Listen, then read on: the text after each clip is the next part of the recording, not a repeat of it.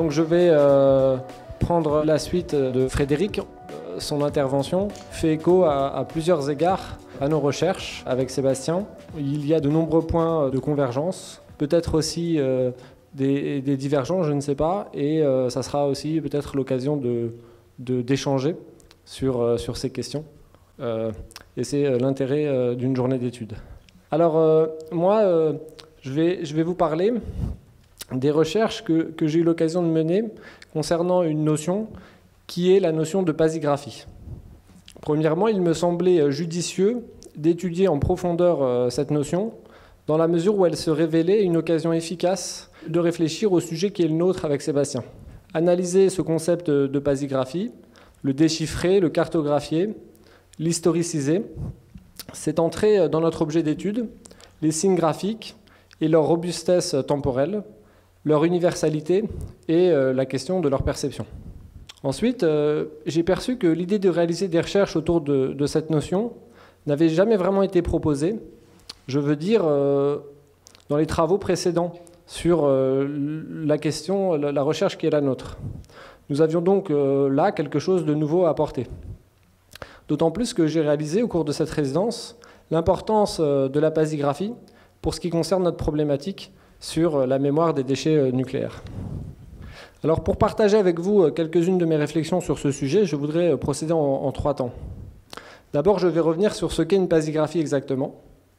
Ensuite, je vais vous expliquer les raisons pour lesquelles un système graphique comme une pasigraphie a retenu plus particulièrement mon attention. Et enfin, je vais tenter de montrer ce que l'étude de la notion de pasigraphie peut nous apprendre concernant notre sujet. Alors, pour définir ce qu'est une pasigraphie, je voudrais dire d'abord ce qu'elle n'est pas. Cela peut, je crois, nous aider à entrevoir sa vocation exacte. Dans son principe même, une pasigraphie est l'inverse d'une écriture secrète. La vocation d'une écriture secrète, qu'on nomme également écriture chiffrée, est de n'être compréhensible ni immédiatement, ni de tous. C'est une écriture verrouillée, dont le mystère ne peut être percé que par les détenteurs d'un code ésotérique. On peut penser au Sical ou bâton de Plutarque, qui fut l'une des plus anciennes écritures secrètes de l'histoire. Son dessein était d'être cryptique pour le plus grand nombre et déchiffrable seulement pour les quelques heureux détenteurs d'une méthode de décodage. Son principe, des lettres étaient inscrites de manière faussement hasardeuse au dos d'une fine lanière de cuir que l'on pouvait porter comme ceinture. Pour déchiffrer le message qu'elle recelait, il fallait se doter d'un bâton d'un diamètre particulier et décider à l'avance, et enrouler la ceinture autour du bâton de telle façon que les lettres s'assemblent de manière à former un message cohérent et lisible. Une pasigraphie s'oppose également, dans son principe, aux contre-écritures, c'est-à-dire aux écritures illisibles, comme celles que pouvaient proposer des artistes ou des poètes comme Henri Michaud ou Christian d'Outremont. Une pasigraphie, dans son sens le plus strict, est donc l'exact opposé de tel système. Le mot de pasigraphie vient du grec et signifie écriture pour tous ou écriture à tous. Une pasigraphie est donc par définition une écriture intelligible. On parle d'anti-cryptographie. Une pasigraphie est une écriture qui peut être lue et comprise en toute autre langue sans traduction. Le mot de pasigraphie a été inventé par Joseph de Mémieux en 1797. J'ai un facsimilé de son livre sous les yeux. Alors, il invente le terme, mais il n'invente pas le concept, puisqu'il peut exister des pasigraphies avant que le terme existe. Et donc, le titre était pasigraphie, et le sous-titre, premier élément du nouvel art science, d'écrire et d'imprimer en une langue, de manière à être lu et entendu en toute autre langue sans traduction. Alors, lu et entendu en toute autre langue sans traduction, ici, il faut comprendre entendu comme, effectivement, un terme qui renvoie à l'idée de compréhension. Alors, il faut dire tout de suite qu'une écriture pour tous, c'est-à-dire une écriture universelle, est une écriture spécifique, singulière, inventée, et qu'il ne faut pas, à cet effet, la confondre avec une écriture de langue déjà existante. Une pasigraphie n'est pas l'écriture d'une ou plusieurs langues, comme, par exemple, l'écriture latine ou l'écriture cyrillique. Une pasigraphie est une langue en soi, indépendante des langues orales. À cet effet, elle bouleverse un certain rapport que l'on peut avoir aux écritures. D'abord parce qu'elle Elle ne représente aucune langue, elle représente des idées ou des concepts. Ensuite, parce qu'elle n'est pas un code de communication au second degré par rapport au langage parlé. Elle est le code premier, et l'oralisation, qu'on nomme pasilali, est secondaire et même facultative. À cet effet, elle bouleverse aussi une certaine vision qu'on peut avoir de l'écriture, notamment dans les sciences du langage. On a aussi avec Sébastien vu le film dont parlait Frédéric, Premier Contact, de Denis Villeneuve. Et il est dit dans le film que l'écriture des extraterrestres est une sémassiographie, c'est-à-dire une écriture qui n'est basée sur aucune langue parlée. Ce terme de sémassiographie fut créé par un historien qui s'appelait Ignaz Gelb, et il n'est pas sans lien avec le principe de la pasigraphie. On peut parler aussi d'écriture non glossique. Donc, je le rappelle, c'est une écriture qui n'est basée sur aucune langue, qui ne représente pas la langue ou les langues. Dans les années 1950, Gelb estimait que ces formes d'écriture n'étaient pas vraiment des écritures. Aujourd'hui, on peut dire qu'il s'est en partie trompé, peut-être aveuglé qu'il était, comme beaucoup en son temps, par l'idée que la seule véritable écriture ne pouvait être que la nôtre, l'écriture alphabétique. Alors, le système des chiffres arabes, qui furent diffusés à travers le monde par les Arabes, mais en fait inventés par les Hindous vers 300 ans avant notre ère, est une pasigraphie comme nulle autre pareille. Les chiffres 3, 7 ou 9 peuvent se comprendre comme l'idée de 3, de 7 ou de 9, quelle que soit la langue que nous parlons. Le visuel ne représente pas un son, mais une idée directement. D'ailleurs, les écritures peuvent aussi représenter d'autres choses encore que des sons ou des idées.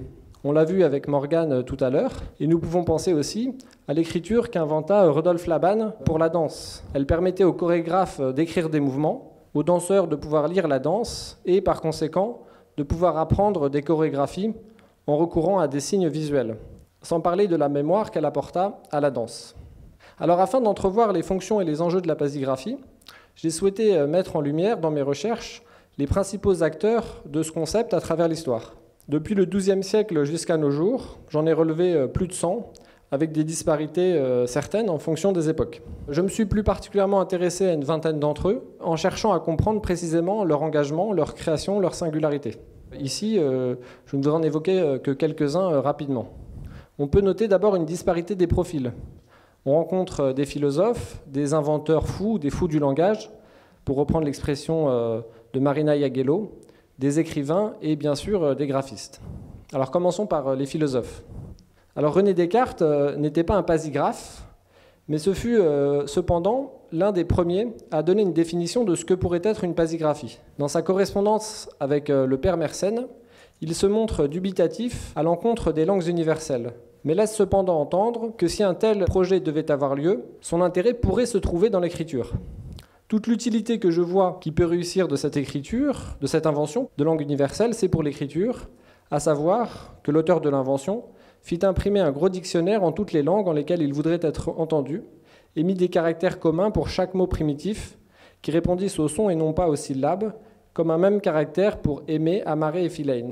Et ceux qui auraient ce dictionnaire et sauraient sa grammaire pourraient, en cherchant tous ces caractères l'un après l'autre, interpréter en leur langue ce qui est écrit. On ne peut mieux définir le principe d'une pasigraphie. Trouver un caractère commun pour représenter des notions et contourner, ce faisant, les langues nationales. On peut aussi évoquer le philosophe allemand Leibniz. Ce dernier est à la recherche d'une langue idéale. Il rejoint dans un premier temps son contemporain Francis Bacon, le philosophe, dans l'idée que celle-ci pourrait être l'écriture chinoise, dans la mesure où cette dernière semble capable d'aller droit au but, c'est-à-dire directement aux idées sans passer par l'intermédiaire des mots et des sons. Elle pourrait être un modèle pour la pasigraphie. Cependant, en bon mathématicien, Leibniz se tourne d'abord vers les chiffres et invente une pasigraphie numérique. Il croit, comme Galilée, que le monde qui nous entoure est un livre écrit en langage mathématique. L'objectif du philosophe est l'élaboration d'un langage qui fut en même temps un calcul, une sorte d'algèbre de la pensée. Leibniz propose de penser avec des chiffres et de philosopher en calculant. Il associe dès lors des chiffres à des concepts et se met alors, selon lui, à penser rationnellement, et non plus avec les mots de la langue, si imparfaits pour lui, mais avec des chiffres. Il combine ce qu'il nomme des idées primitives afin d'en dégager des idées complexes. Et effectivement, Frédéric tout à l'heure parlait de structure profonde de la langue, et Bacon et Leibniz pensaient qu'il existait une structure profonde de la langue qui était en quelque sorte une structure partagée par toutes les langues et par tous les peuples, au-delà des différences linguistiques. Et au-delà aussi de la thèse, qui n'était évidemment pas connue à l'époque, de Sapir. Alors par exemple, pour exprimer que l'homme est un animal raisonnable, il représente animal par 2, raisonnable par 3. Ainsi, homme sera représenté par le produit 6, de sorte qu'on aura l'égalité numérique 6 égale 2 fois 3, correspondant à l'égalité logique homme égale animal fois raisonnable. Si l'on souhaite exprimer que la ruine de l'âme advient lorsque la science n'a plus ou pas de conscience, il pouvait représenter la ruine de l'âme par 10, la science par 17 et la conscience par 7, de sorte qu'on aurait l'égalité numérique 10 égale 17 moins 7, correspondant à l'égalité logique, ruine de l'âme égale science moins conscience. Une autre question pourrait être de savoir si Leibniz serait d'accord avec ce deuxième aphorisme. Question au passage pas si hors sujet que cela, dans la mesure où il a souvent été reproché à Leibniz, non sans quelques raisons, un scientisme excessif. Alors dans un premier temps, Leibniz privilégie des chiffres, mais peu à peu ce dernier s'ouvre aux images. Il estime qu'une langue universelle pourrait advenir grâce au recours à des logogrammes à la manière des Chinois.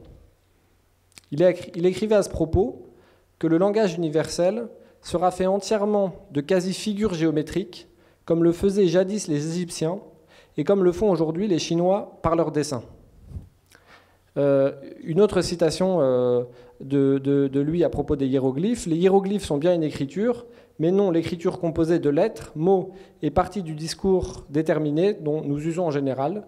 Ils sont une écriture beaucoup plus excellente, plus sublime et plus proche des abstractions. Donc, évidemment, Leibniz ne savait pas lire les hiéroglyphes, puisque à l'époque, ils n'avaient pas encore été déchiffrés. Il avait des notions de chinois, mais aujourd'hui, on sait que la vision de Leibniz sur l'écriture chinoise est très contestée par les sinologues, et je pourrais revenir sur ce point si vous voulez. Alors, en plus des philosophes, il y eut aussi des inventeurs, ou ce qu'on a appelé des fous du langage, à l'image de John Wilkins, un savant anglais du XVIIe siècle. Ce dernier s'intéressa à la question des écritures sous plusieurs aspects. Il étudia d'abord les écritures secrètes. Il inventa ensuite une pasigraphie et créa même des idéogrammes pour cette dernière, avec l'aide du grand typographe anglais Joseph Moxon. Alors leur spécificité était d'être des signes inventés et arbitraires. Chaque signe, qui devait être assimilé préalablement, renvoyait à une notion. Pour Wilkins, ces signes ne devaient pas s'adresser seulement aux savants, mais pouvaient être fort utiles pour la communication entre tous les humains. Je précise sur ce point-là parce qu'il y avait une divergence à cet égard avec Leibniz, pour qui, en fait, ce qu'il appelait l'écriture idéale était en quelque sorte faussement universelle, parce que son objectif premier à lui, c'était non pas d'inventer une écriture pour tous les humains, mais d'inventer une écriture pour les savants, et pour que les savants de son temps puissent mieux communiquer, mieux dialoguer entre eux. Alors des écrivains se sont aussi penchés, si ce n'est théoriquement, au moins expérimentalement, sur la question de la pasigraphie. Au XVIe siècle, Thomas More proposa une nouvelle écriture, dessinée par son ami Peter Gill, aux formes inédites, dans la première édition de son ouvrage Utopia. On comprend alors qu'elle doit devenir l'écriture de l'île d'Utopie et de sa capitale Amoroth. On peut rappeler que le mot utopie signifie étymologiquement « en aucun lieu » ou « de nulle part ». Et tel est d'ailleurs le dessein d'une pasigraphie. Parvenir à s'extraire du contexte, à se désituer, pourrait-on dire. Seulement, cette écriture utopique de More peut d'une certaine façon nous laisser un peu perplexes. Car qu'est-ce que c'est que cette écriture, si ce n'est une simple réinvention formelle de notre alphabet latin?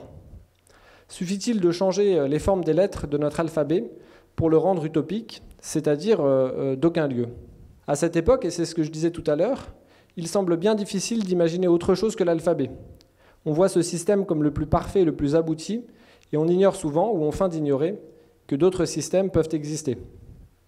Par exemple, lorsqu'en 1560, Diego de Landa cherche à déchiffrer les glyphes mayas, il juge opportun d'associer chaque glyphe maya à une lettre de notre alphabet latin, Dans un premier temps, ce moine ne pouvait imaginer qu'une écriture d'un autre genre puisse exister et donc que ces associations soient artificielles. Bien après Thomas More, d'autres écrivains se sont intéressés à cette question, consciemment ou inconsciemment. Par exemple, dans son livre Bâtons, chiffres et lettres, Raymond Queneau invente quelques récits pasigraphiques étonnants. Les signes dessinés sont visiblement de qualité inégale, quelques-uns paraissent relativement lisibles, d'autres semblent bien plus équivoques, voire même abscons. Ici, la proposition de Queneau est davantage poétique que fonctionnelle, et elle fait écho à bien des égards à la poésie visuelle. Alors il y eut ensuite, comme on peut s'en douter, des inventeurs davantage liés au monde du graphisme, comme le cartographe Jacques Bertin. En pensant et en théorisant la question des variables visuelles, il proposa une véritable réflexion sur les lois psychologiques de la perception. Bertin instaura un nouveau paradigme dans le champ de la cartographie, qu'on pourrait appeler un paradigme graphique. Il ne s'agit plus de faire des cartes précises et complètes, on cherche à présent l'efficacité de la communication. Il révolutionne donc les cartes en les rendant plus lisibles, plus graphiques pourrait-on dire. On passe d'un désir d'exhaustivité de la représentation à un désir d'accessibilité. Bertin détermine ici des variables visuelles sur lesquelles nous pouvons jouer pour rendre lisibles, accessibles à nos yeux, diverses informations. La taille d'une forme, sa valeur, sa forme, son orientation, son grain et sa couleur. On connaît aussi Otto Neurath, philosophe et économiste autrichien, qui s'associa avec deux personnes, deux graphistes, sa femme Marie Neurath et Gernst Hans, afin de créer un système graphique à vocation internationale, le système isotype. Il s'agissait d'un langage fait de signes graphiques accessibles au plus grand nombre et utilisé pour présenter des données, et plus particulièrement des informations chiffrées, lisibles et facilement interprétables, sous une forme alliant l'image et le diagramme. Alors j'en viens maintenant à ma deuxième partie, celle qui concerne les raisons pour lesquelles j'ai souhaité m'intéresser au concept de pasigraphie. Bien sûr, d'abord parce qu'une pasigraphie est une production graphique, et que le graphisme contient quelques avantages non négligeables en comparaison en particulier aux langues parlées. On sait que les langues parlées, qui sont encore en vigueur, sont finalement très jeunes à l'échelle de l'histoire. Quelques centaines d'années, et pas plus de 3000 ou 4000 ans pour les plus anciennes.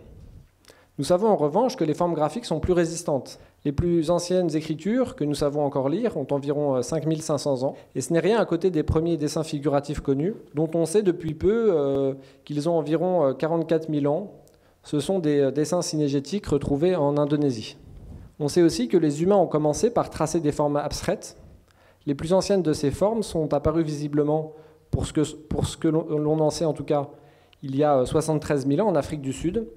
C'était des croisillons tracés à l'ocre et conservés sur une roche polie. Bien sûr, ces formes abstraites, nous ne savons pas les déchiffrer. Sont-elles d'ailleurs déchiffrables? Mais les choses sont tout de même différentes pour ce qui concerne l'art rupestre et pariétal. Même si les formes en question restent mystérieuses sur bien des aspects, nous sentons tout de même que les messages en présence ne nous sont pas totalement étrangers. Nous pouvons reconnaître des formes, des scènes, des actions, des suggestions. Bref, nous ne sommes pas totalement déconcertés ou désemparés devant ces signes. Et d'ailleurs, de plus en plus aujourd'hui, les préhistoriens insistent sur ce qu'il y a de commun entre nous et les premiers Homo sapiens, on va dire, de la préhistoire. Par ailleurs, si la question de la durabilité du graphisme est importante, elle n'est pas l'unique question que nous pouvons nous poser. Comme j'ai pu l'indiquer au début de mon intervention, je me suis également aperçu, en étudiant ce concept de pasigraphie, que son histoire regroupait ou recoupait des objets ou des paradigmes qui sont au centre de notre thématique de recherche. Penser la pasigraphie, c'est penser des notions qui touchent au temps, à l'espace, à la vision, à la perception. C'est aussi penser rétrospectivement à travers des cas concrets, des réussites et des échecs. Pourquoi, par exemple, tel système a persévéré dans l'histoire alors que tel autre en a été balayé. Alors prenons un exemple concret. Avant le 19e siècle, chaque pays avait son propre code maritime. Et ça suscitait forcément des mécompréhensions dommageables à tous les niveaux. Au début du 19e siècle, des Français créèrent donc un code très efficace qui répondait à tous les besoins de la communication maritime qui s'appelait le code Reynolds. Seulement, ce code avait un gros défaut, celui d'être français. Et les Anglais en particulier ne purent l'accepter, et donc il fut jeté aux oubliettes de l'histoire.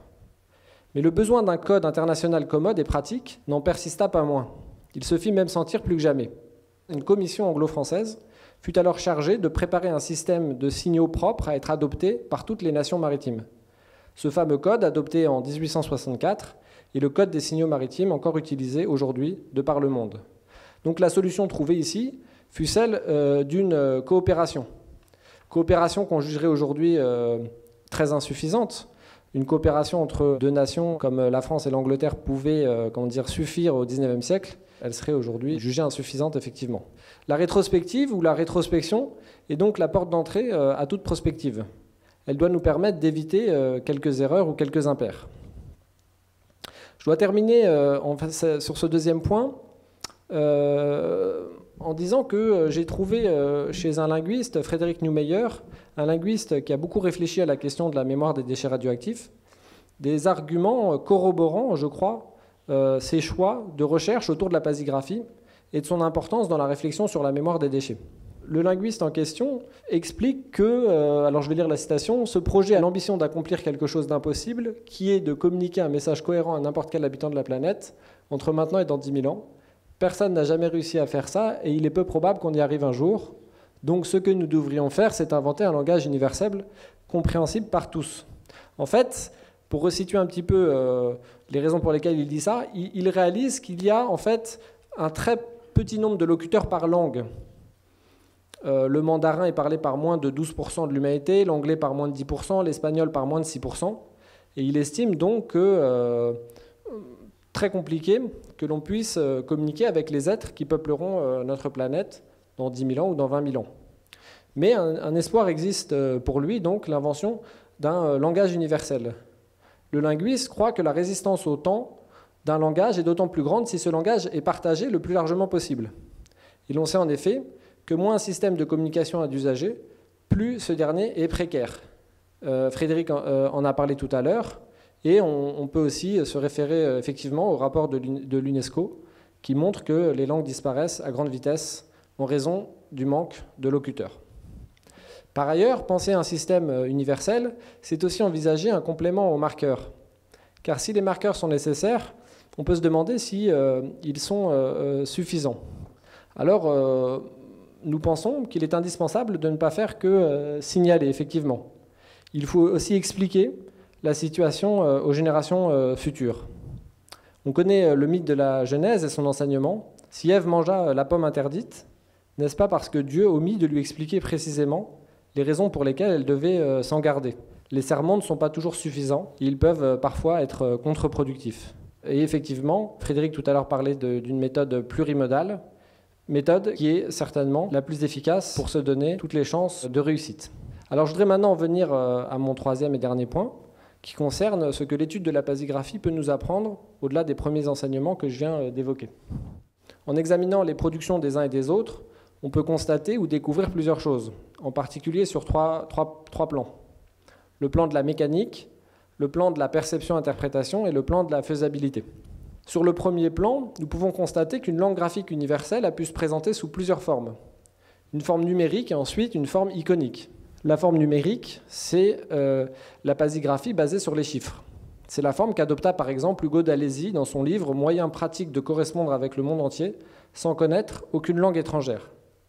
Le principe de cette écriture consiste à associer un nombre pour chaque idée. Avec l'aide d'un dictionnaire, on doit pouvoir ensuite, en théorie, comprendre, lire ou écrire des messages sans restriction culturelle et géographique. On conçoit cependant la difficulté de ce système, tout à la fois pour le créateur et pour l'usager. On peut aussi douter de l'efficience de l'usage exclusif des chiffres pour exprimer les idées du monde. Même Leibniz revint sur cette croyance. Reste alors à utiliser les images. Et là, l'histoire de la pasigraphie nous dévoile ces images se présenter sous plusieurs formes. D'abord, l'image, elle peut être arbitraire. On a déjà évoqué les signes de Wilkins, qui sont le résultat d'une invention formelle inédite. Son écriture, qui ressemble de loin à l'écriture arabe, est une pure invention. Elle sort de l'imagination de Wilkins, mais aussi, je l'ai dit tout à l'heure, de Joseph Moxon, personnage bien connu du monde du graphisme.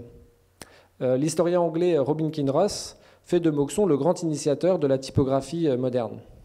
L'image, elle peut être aussi, on en a parlé aussi tout à l'heure, on parle d'images motivées, c'est-à-dire ce sont des images qui, en théorie, sont en quelque sorte l'inverse d'une image arbitraire. Alors Bing, c'est un artiste chinois contemporain qui a écrit un livre qui s'appelle Une histoire sans mots, publié en 2013, et livre qu'on a ici et que vous pourrez consulter si vous le souhaitez. Enfin, troisième cas de figure, elle peut être, cette image, on va dire, partiellement arbitraire. Je pense ici aux signes de Jean Eiffel, qui sont une hybridation de visuels existants dans différents mondes, mélangés à l'invention de nouveaux signes. Jean Eiffel avait créé, dans les années 60, un avant-projet pour une écriture universelle, avec son frère, qui s'appelle Michel Lejeune. Jean Eiffel, en fait, s'appelait François Lejeune, et avec le linguiste Louis Bazin. Alors, chaque cas semble comporter des avantages et des inconvénients, on dira. Dans le premier cas, le cas de Wilkins, l'avantage de signes nouveaux tient dans ce qu'ils paraissent aculturels, avantage non négligeable lorsqu'on souhaite fonder une écriture universelle. Mais l'inconvénient réside dans leur difficulté d'apprentissage, inconvénient important lorsque l'on souhaite créer une écriture accessible à tous. Dans le deuxième cas, celui de Xubing, l'avantage tient dans ce que les signes semblent reconnaissables immédiatement, mais l'inconvénient réside dans le fait qu'ils paraissent culturellement très situés. Alors peut-être que la meilleure solution réside dans le dernier cas, celui de Jean Eiffel, qui tente en quelque sorte d'hybrider les deux méthodes afin d'en garder les avantages et d'en faire oublier les inconvénients.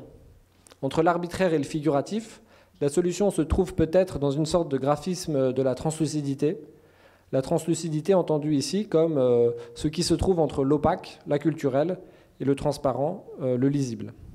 Par ailleurs, on constate que les pasigraphies se sont partagées essentiellement trois grandes vocations dans l'histoire. Celle de signaler. Le code maritime est un code donc, de transmission de signes-signaux qui ont une fonction d'indication et d'orientation de l'action. Ici, on peut comprendre incendie à bord, je viens à bâbord, je désire communiquer.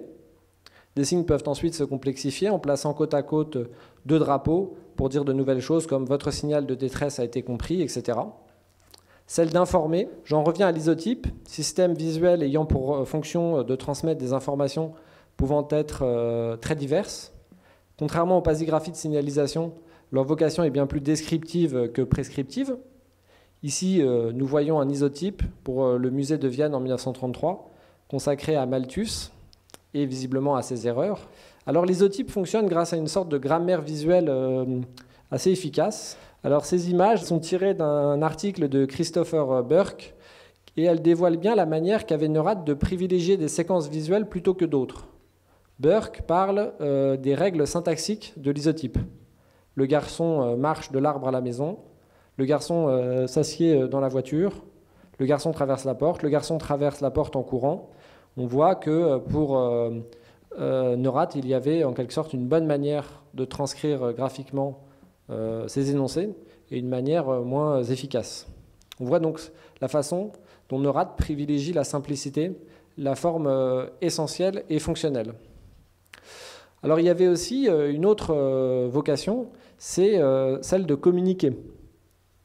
Celle de communiquer les idées du monde. Donc je pense ici à la pasigraphie complète de Charles Bliss, système graphique pouvant traduire a priori toutes les idées. Pour chaque cas, il convient de noter que les ambitions sont différentes. Le code maritime a une vocation indicative et prescriptive. C'est aussi un code partiel. On pourrait dire avec le code maritime un café gourmand s'il vous plaît. L'isotype a une vocation qui est descriptive. Il n'est pas coercitif. Et c'est aussi un code partiel. Quant au système Bliss, il se présente comme une écriture complète, c'est-à-dire sans limite. Une écriture qui doit pouvoir transcrire un roman, de la poésie ou une notice simple comme complexe. Cela ne doit rien au hasard.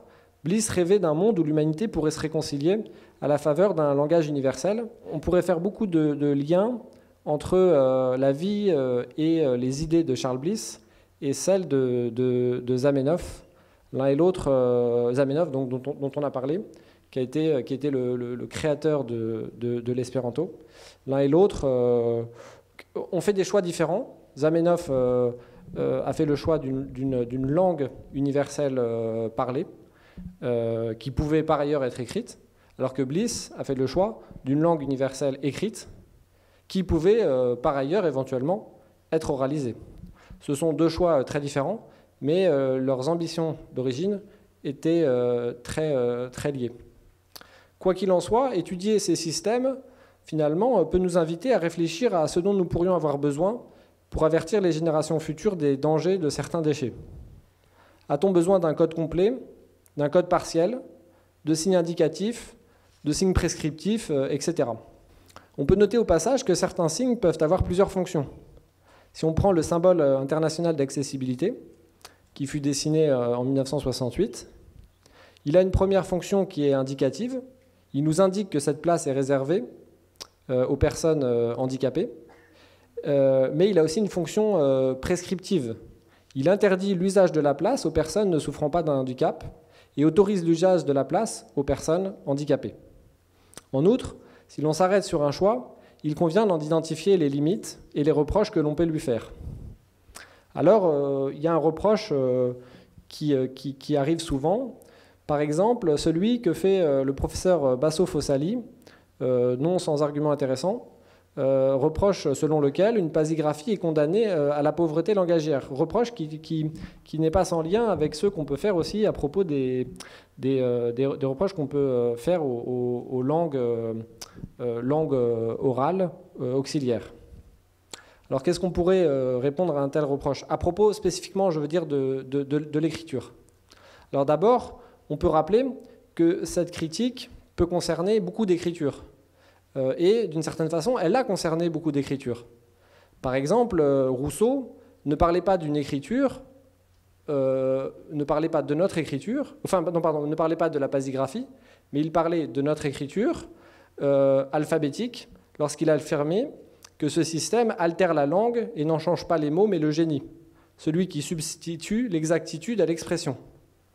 Donc Rousseau, en quelque sorte, condamnait notre écriture alphabétique et l'a jugée, en quelque sorte, très imparfaite. Ensuite, on peut rappeler qu'une pasigraphie n'a pas pour ambition d'égaler les langues parlées. Dans presque tous les cas, elle est créée pour devenir un système auxiliaire de communication, c'est-à-dire un système complémentaire. Alors ensuite, sur le plan de la perception-interprétation, l'étude de la pasigraphie nous enseigne des choses aussi.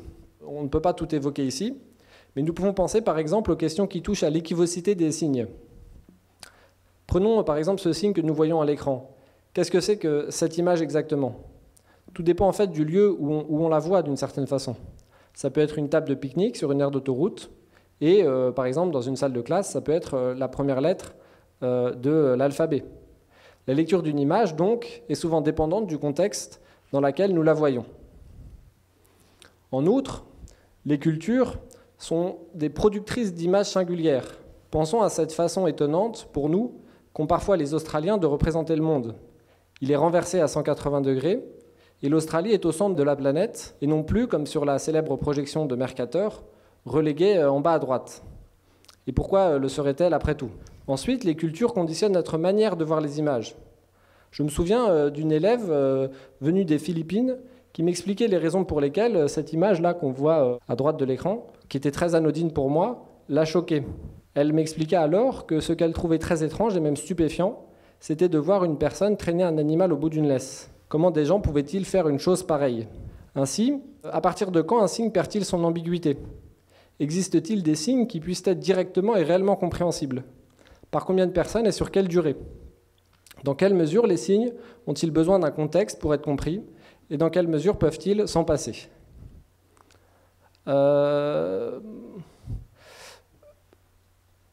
philosophe Jean-François Lyotard, qui a un petit peu écrit sur le graphisme, notait donc dans un des articles qu'il a écrit sur le graphisme, l'objet graphique est de circonstances essentiellement, inséparable de l'événement qu'il promeut, donc du lieu, du moment, du public où la chose arrive.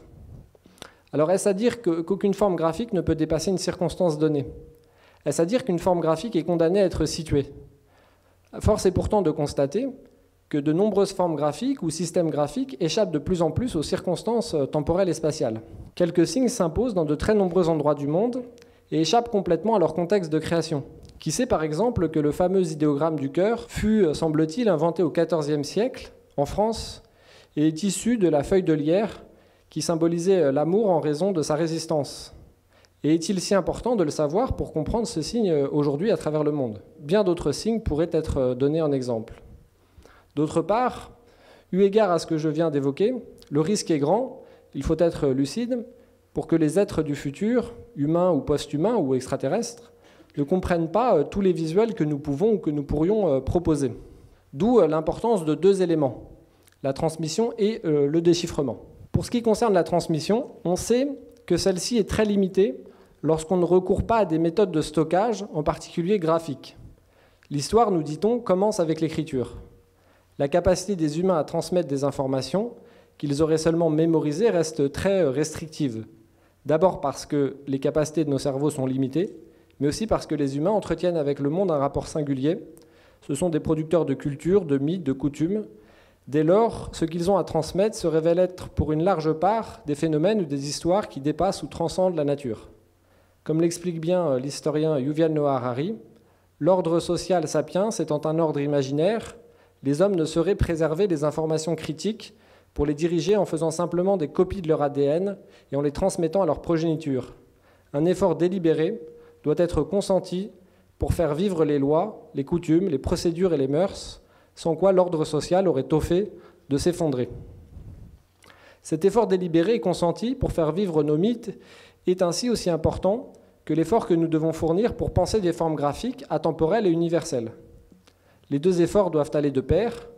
C'est ce que le sémiologue Thomas Seebeck avait bien perçu lorsqu'il proposa dans son rapport sur la mémoire des déchets radioactifs la création d'un clergé chargé de transmettre de génération en génération l'information concernant les déchets radioactifs. Ainsi, ce à quoi nous devons penser, c'est à l'élaboration d'une véritable culture pasigraphique, culture sans laquelle les risques de perte mémorielle seraient inévitables. Les formes visuelles ne parlent pas toujours d'elles-mêmes. Ce sont nous, les humains, qui les sémantisons pour une large part à partir de nos intentions et de nos usages. Le sens d'un signe artificiel est potentiellement mouvant, dans le temps mais aussi dans l'espace. Par exemple, la croix gammée n'a pas toujours symbolisé le régime hitlérien et par extension le fascisme. Elle fut d'abord une svastika qui symbolisa bien d'autres choses à travers l'histoire. Il semblerait que ces premières traces datent d'au moins 10 000 ans avant notre ère. Sur le plan des significations, elles furent multiples en fonction des cultures, la construction, la destruction, le mérite, la chance, la force, l'esprit, l'action, ou encore le mouvement et la régénération. Dès lors, rien ne nous dit que dans 10 000 ans, le panneau interdit ne signifiera pas autorisé, ou le panneau stop avancé. D'où la nécessité de créer une mémoire et même une histoire de ces signes en parallèle du travail qui consiste à trouver les signes qui pourraient être les moins précaires temporellement. Par ailleurs, pour ce qui concerne la question du déchiffrement, il nous a semblé utile, Sébastien et moi, de mener une réflexion à propos des signes indéchiffrés. On peut penser au visuel Rongo-Rongo de l'île de Pâques, qui reste aujourd'hui encore des mystères malgré les nombreuses tentatives de déchiffrement. Pourquoi ces signes restent-ils inaccessibles ? Quelles sont les règles du déchiffrement ? Ces règles peuvent-elles nous aider à mettre en place un système dont le décodage pourrait être facilité ? Toutes ces questions, l'étude de la pasigraphie nous invite à les poser et à tenter d'y répondre. Les grandes règles du déchiffrement peuvent nous aider à penser des dispositifs qui faciliteront le travail des champollions du futur. Lorsque l'on sait pourquoi nous ne parvenons pas à déchiffrer certains systèmes, on doit savoir comment tout mettre en œuvre pour aider les déchiffreurs de demain. 5 grands principes peuvent nous aider. Donner à voir des signes visibles, lisibles et structurés. Créer de tels signes est à bien des égards la vocation du graphiste. Créer un corpus vaste. Un seul texte dans un coin aura moins de chances d'être compris que s'il est accompagné d'autres textes qui peuvent aussi traiter de sujets différents. Donner des indications sur le fonctionnement du système, une sorte de notice, c'est un point essentiel. Autonerat a expliqué que la méthode dans un langage visuel est plus importante que le pictogramme lui-même. Donner des indications sur le contexte de création, indiquer les raisons pour lesquelles nous avons placé ces signes ici et expliquer qui nous sommes. Et traduire en plusieurs langues le système construit. Pour ce dernier point, nous avons un peu l'embarras du choix. On l'a vu tout à l'heure avec Frédéric, il existe entre 6 000 et 7 000 langues. Alors ça dépend comment on compte le nombre d'écritures, si on les compte en termes de système ou en termes de type, etc. Mais en termes de type, on peut dire entre 200 et 300 types d'écritures. D'autres possibilités encore pourraient être envisagées pour aider au déchiffrement, comme celle d'utiliser la théorie du signe de Charles Sanders Peirce, la fonction icône, créer une image qui ressemble à ce qu'elle représente, la fonction symbole, fabriquer un emblème et enfin la fonction indice, disposer des indices permettant de comprendre une image. Ici, vous voyez les signes numérisés du disque de Phaistos, qui sont à déchiffrer également. qui ont été découverts en 1908. Et sur ces questions qui concernent le déchiffrement, 2 rendez-vous nous attendent encore, Sébastien et moi. Un au musée Champollion à Figeac, et un autre, je l'espère, dans le Finistère, où une stèle aux inscriptions inconnues viennent, semble-t-il, d'être déchiffrées. Alors enfin, je souhaite finir cette intervention par un des points les plus importants. C'est celui qui concerne la faisabilité d'une pasigraphie et ses conditions de création. Une question qu'on peut se poser finalement, c'est comment légitimer la création d'une pasigraphie. Et donc on en revient à cette question de la légitimation, question qui avait aussi été posée par Morgane tout à l'heure dans sa conférence. Pour cela, je l'ai dit, il convient d'étudier les raisons pour lesquelles d'autres systèmes ont fini par être perçus comme illégitimes. On peut penser à l'espéranto, langue qui, bien qu'elle ait mieux réussi que d'autres langues auxiliaires, finalement n'a pas eu le destin que son créateur espérait. Il espérait en quelque sorte l'internationaliser, et aujourd'hui, force est de constater que nous n'apprenons pas cette langue et nous ne la parlons pas. Je crois qu'il y a à peu près 2 millions de locuteurs dans le monde, ce qui est à la fois une réussite relative par rapport à ses espoirs. Nous pourrions évoquer plusieurs critiques ou objections à ces créations. Retenons ici seulement l'une des plus récurrentes, celle de l'ethnocentrisme. Et il a été question de ça tout à l'heure. Alors on a parlé le fait d'être centré sur l'homme quand on parlait des extraterrestres. On peut aussi quelque part être centré sur sa culture quand il ne s'agit pas quand il s'agit en quelque sorte des humains. Nombre de systèmes ont été accusés en effet d'être ethnocentrés, c'est-à-dire bien trop centrés sur une identité, une tradition linguistique ou graphique particulière. Et comment effectivement pourrions-nous créer un système qui traverse l'espace et le temps si ce dernier est manifestement imprégné d'une situation culturelle précise? À partir de là, plusieurs constats peuvent se proposer. Je voudrais en citer seulement 2. D'abord que nous ne saurions créer un tel système sans travailler collectivement et sans interroger des femmes et des hommes de tous les continents. Il faudrait dans l'idéal travailler avec eux, établir des rencontres, des groupes de recherche internationaux. C'est donc encore une fois la question de la légitimité. Ensuite, il serait regrettable de créer une forme totalement figée, il en a été question aussi. Elle devrait pouvoir être réappropriée peut-être en fonction des continents sur lesquels ces formes pourraient exister.